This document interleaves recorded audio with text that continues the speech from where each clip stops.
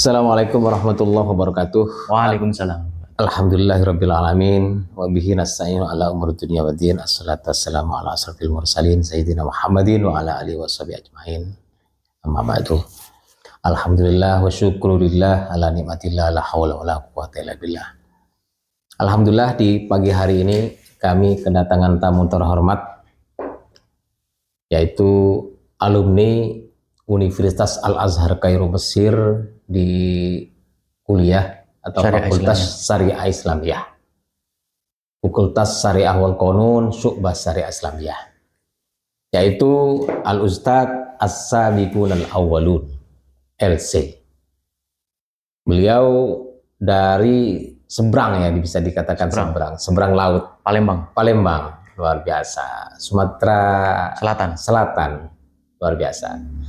Terima kasih sudah menyempatkan waktunya datang di dunia tour and travel atau dunia wisata, PT Dunia Pertama Wisata.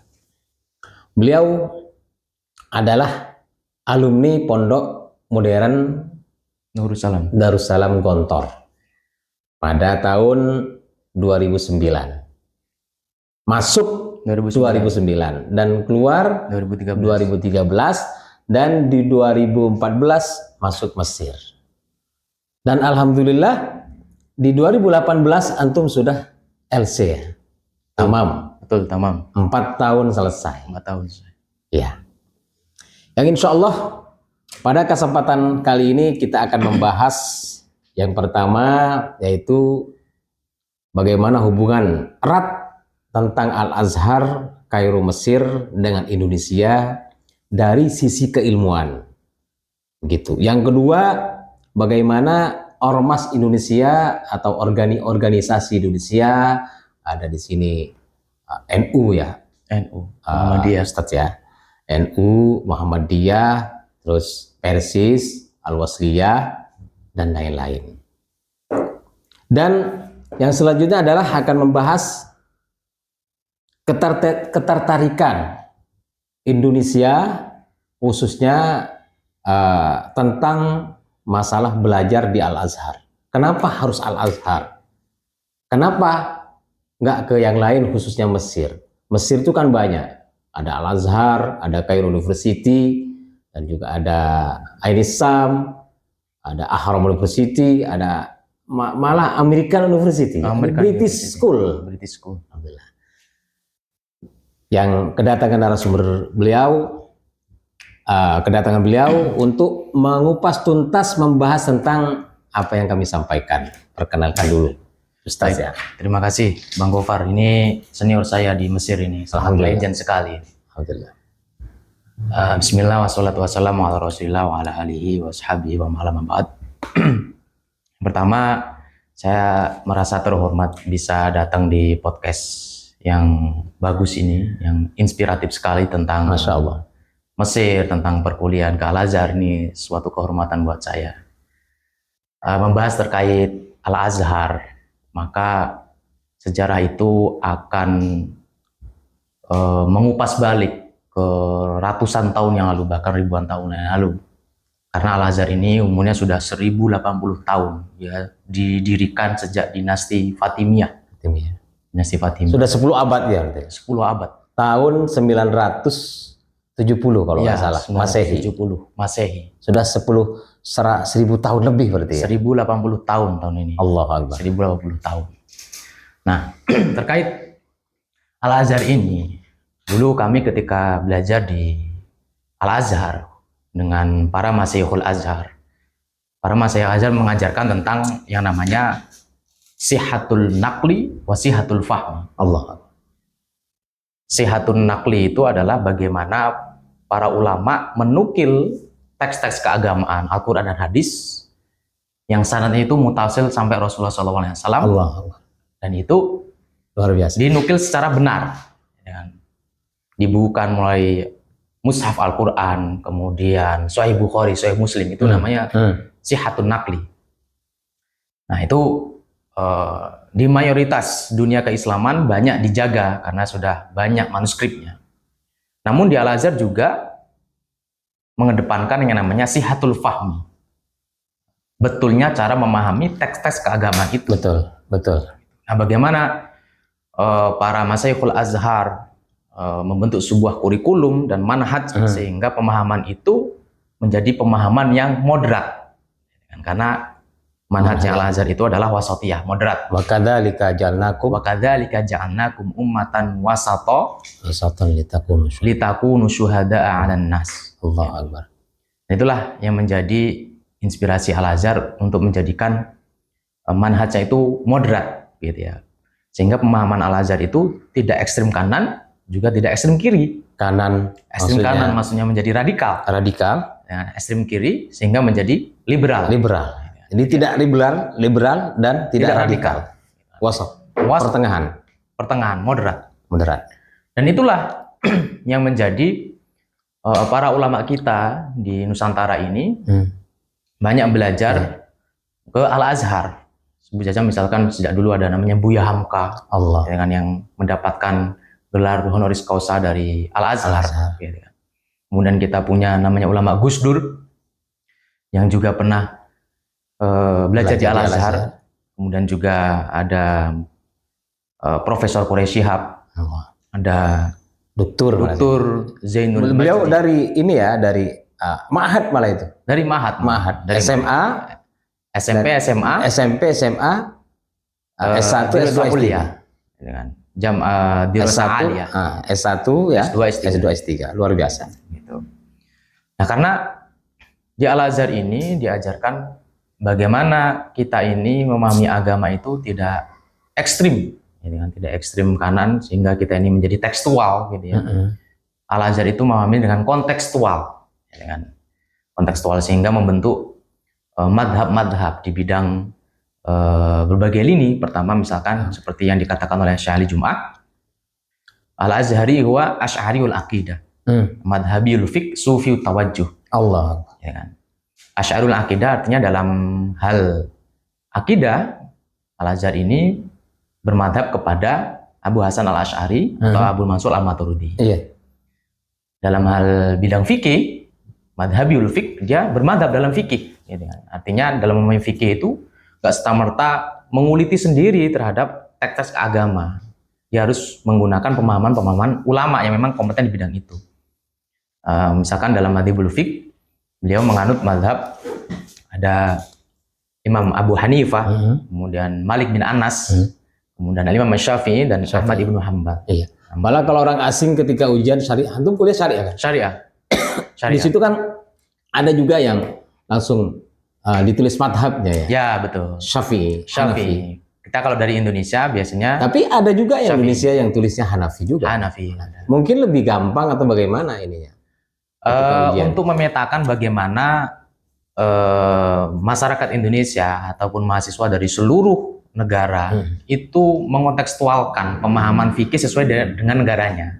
Karena misalkan dari Indonesia mayoritas madhabnya itu Syafi'i, sehingga dia itu dialokasikan oleh Al-Azhar untuk belajar madhab Syafi'i. Meskipun di sana juga ada pelajaran fikih muqaron, perbandingan mazhab, gitu. Itu dari sisi fikih. Nah, kalau dari sisi tasawuf, Al-Azhar itu menganut madhab kepada Junaid al-Baghdadi dan Al-Imam Al-Ghazali. Nah, dari sisi cara pandangannya itu tadi moderat. Nah, pemahaman ini yang banyak dianut oleh masyarakat Indonesia. Misalkan sebut saja dari NU. NU itu dari sisi bermadhabnya itu Al-Azhar menurut saya. Al-Azhar. Kita bisa membaca di Risalah Ahlussunnah wal Jamaah karya Hadudus Syekh Hasyim Asy'ari. Itu di situ ditulis bahwasanya NU itu dari sisi akidah Asy'ari, dari sisi fikih 4 madhab, dari sisi tasawuf dia itu Junaid al-Baghdadi dan Al-Ghazali. Itu Azhar sekali. Sebelah misalkan Muhammadiyah itu dalam beragama dia menganut moderasi beragama dan Islam berkemajuan. Moderat itu kan Al-Azhar. Wasatiyah. Begitu juga misalkan pemerintah kita, Kementerian Agama itu sedang mempromosikan terkait moderasi beragama. Artinya sihatul fahminya Al-Azhar dengan Indonesia itu cocok. Sehingga Indonesia dengan Al-Azhar itu mengalami atau memiliki hubungan yang erat.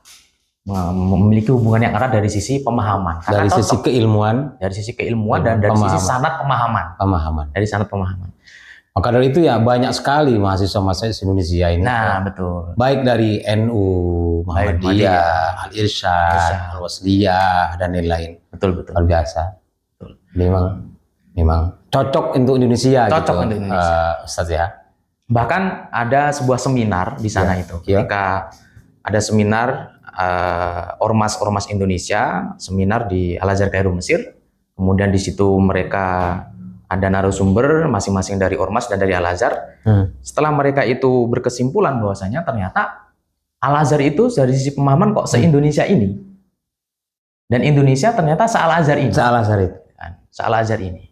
Masya Allah. Karena adanya kesepahaman dari sisi agama dan dari sisi fikih, dari sisi akidah, dari sisi tasawufnya juga begitu. Betul. Ulama-ulama dan karya-karyanya itu banyak dikaji di pesantren-pesantren. Itu adalah karya-karya ulama Al-Azhar. Di pesantren, baik pesantren modern, baik pesantren modern maupun pesantren salaf, ya. Gitu. Contoh misalkan karya Ibnu Hajar Al-Asqalani. Iya. Itu adalah ulama Mesir yang pemahamannya Al-Azhar. Al-Azhar. Kita bisa lihat misalkan Bulughul Maram. Di pesantren mana yang tidak diajarkan Bulughul Maram. Iya. Terus kemudian Fathul Bari. Tafsir Jalalain. Karya Jalaluddin Abdurrahman As-Suyuti, Imam Suyuti. Masya Allah. Mayoritas pesantren di Indonesia ini belajar tafsir Jalalain Al-Azhar. Gitu. Nah, itulah yang menjadi ketertarikan mahasiswa Indonesia. Oh, ternyata Al-Azhar ini pemahamannya dari sisi sihatul fahminya itu kepada ulama-ulama yang secara sanad keilmuannya itu jelas. Secara sanad keilmuan itu mutasil sampai Rasulullah SAW. Itu Bang. Luar biasa emang Al-Azhar. Antum selama belajar di Azhar syariah. Kan banyak juga yang suludin, ada juga luka Arabiyah. Itu kenapa antum memilih syariah? Apa kelebihannya menurut antum?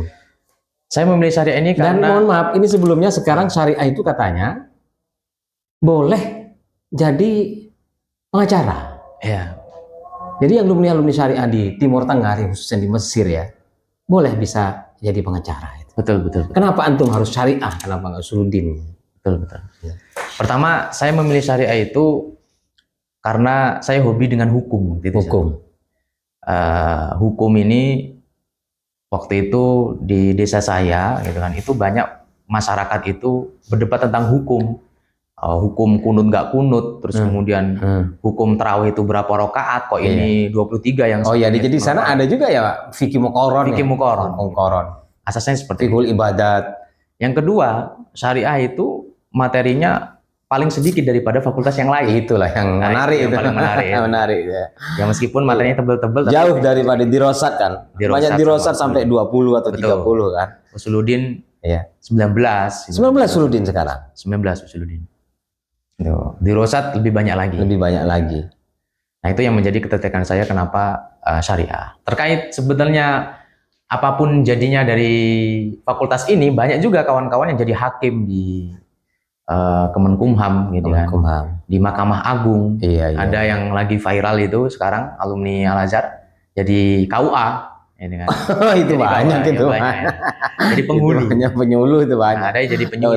Gak usah alumni Al-Azhar kalau penyuluh itu. Dan banyak juga pun yang jadi kiai juga. Jadi kiai, jadi dosen. Jadi sekarang yang ketertarikan mahasiswa Indonesia belajar di Al-Azhar itu menurut antum apa, Ustaz, yang ketertarikan?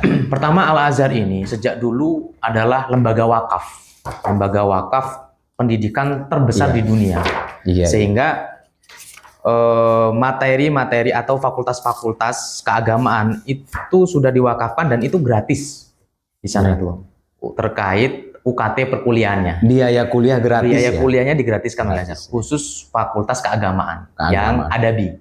Dengan fakultas Usuludin, Syariah, kemudian Dirosat, Lugo, dan dakwah itu digratiskan. Dan biaya hidup sangat murah katanya. Biaya hidup sangat murah, karena di sana itu nilai tukar rupiah dengan nilai tukar uang mata Mesir itu lebih tinggi rupiah.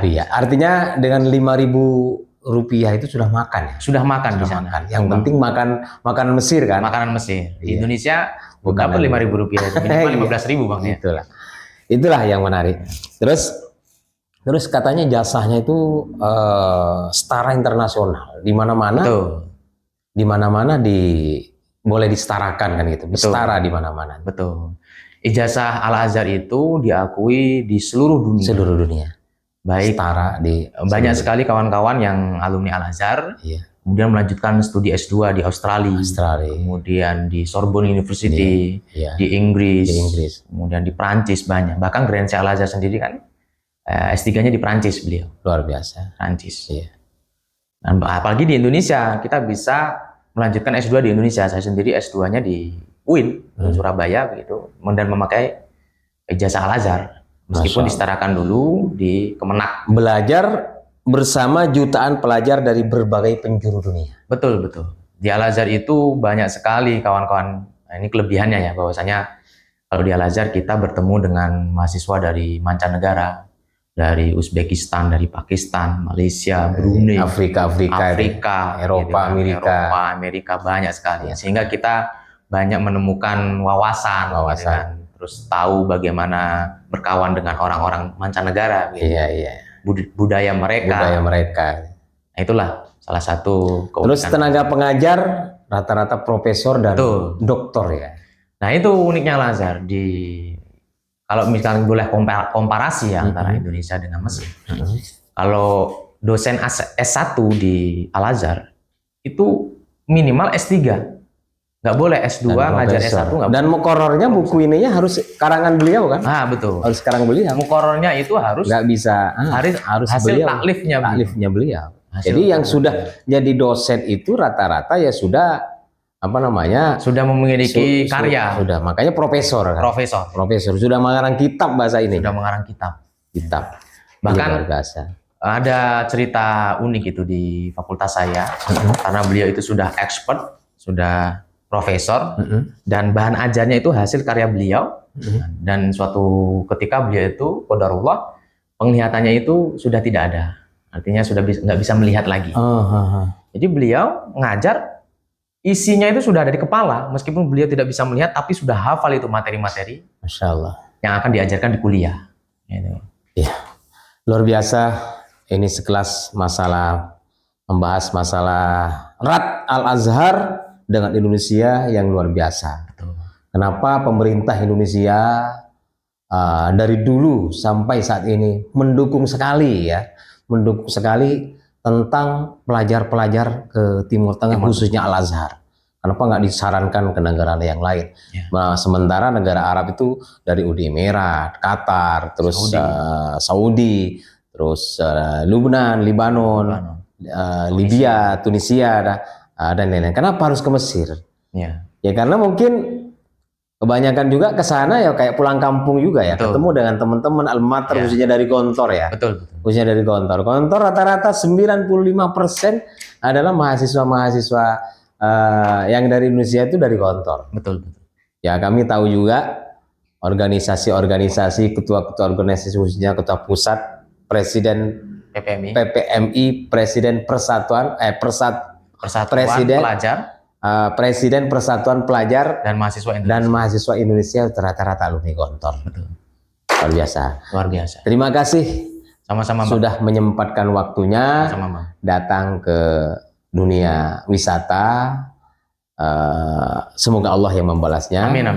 Jazakallah khairul jasa. Semoga PT Dunia Pertama Wisata semakin sukses dan semakin maju. Amin. Assalamualaikum warahmatullahi wabarakatuh. Waalaikumsalam.